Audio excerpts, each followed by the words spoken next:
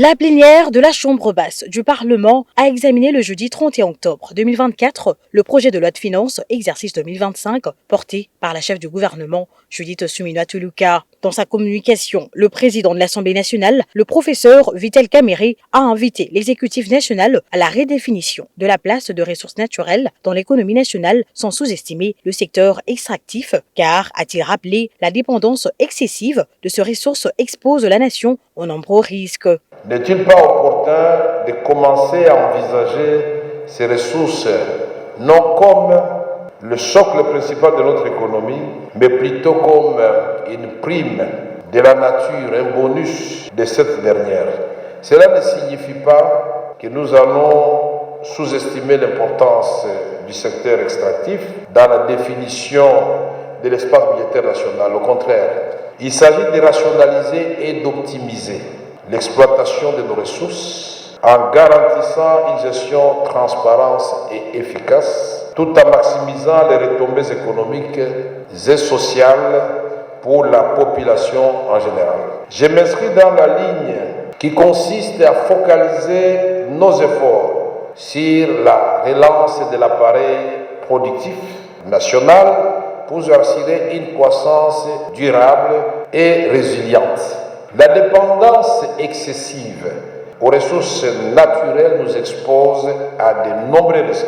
Il a par la suite exhorté les députés nationaux à un examen sérieux du projet de loi de finances exercice 2025 avant d'inviter la chef du gouvernement à faire son exposé. Pendant plus de 50 minutes, Madame la Première ministre Judith Suminwa-Tuluka a présenté aux élus du peuple le projet de budget pour l'exercice 2025 qui s'élève à 49 846,8 milliards de francs congolais, soit environ 18 milliards de dollars américains, un accroissement de 21,6% par rapport au budget de l'exercice 2024. Ce projet de loi de finances pour l'exercice 2025, soumis à l'examen et au vote de la représentation nationale, contient un budget présenté en équilibre, en recettes et en dépenses, à hauteur de 49 846,8 milliards de francs congolais, soit un accroissement de 21,6% par rapport au budget de l'exercice 2024, chiffré à 40 986 milliards de francs congolais. J'ai l'honneur de faire appel à votre sens de la responsabilité patriotique afin que vous déclariez recevable notre projet de loi de finances pour l'année 2025.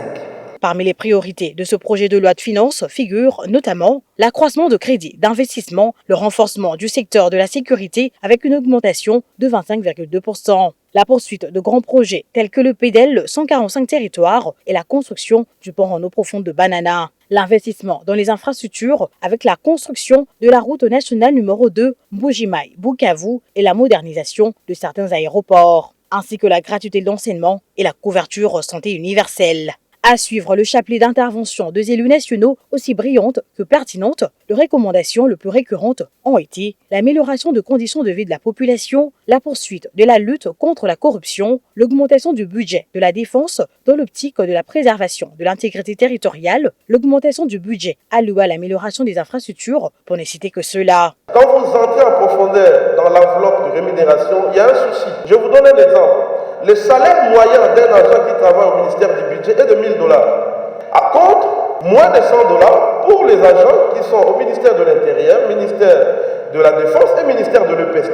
Qu'est-ce qui crée cette distorsion? Je me réfère à l'expérience des 5 dernières années. Aucun taux d'inflation n'a été réalisé. Cette année, au mois d'octobre, on est déjà à 14% de taux d'inflation, Madame la Première ministre. Comment va-t-on réaliser un taux d'inflation de près de 9,2% en 2025? Je voudrais quand même que le gouvernement se pose cette question.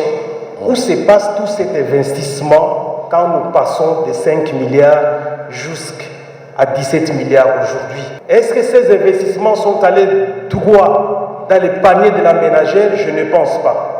Moi, ça me gêne un peu de voir qu'un programme de relance agricole se fasse ici à l'échangeur de Kinshasa. Au terme de 10 heures de débat houleux menés dans la logique de la défense des intérêts du peuple congolais, la première ministre Judith Suminwa a rencontré les préoccupations des élus nationaux qui par la suite se sont prononcés à l'unanimité pour l'adoption de ce projet de loi de finances exercice 2025 qui a été envoyé à la commission ECOFIN de l'Assemblée nationale pour son examen approfondi. Bien avant cet exercice, et c'est là, conformément à l'ordre du jour de la séance, la liste des élus nationaux ayant opté pour des fonctions incompatibles au mandat du député national a été lue à la représentation nationale, puis envoyée à la commission PAG en vue de la vérification de dossiers de suppléants pour validation de leur pouvoir en 5 jours.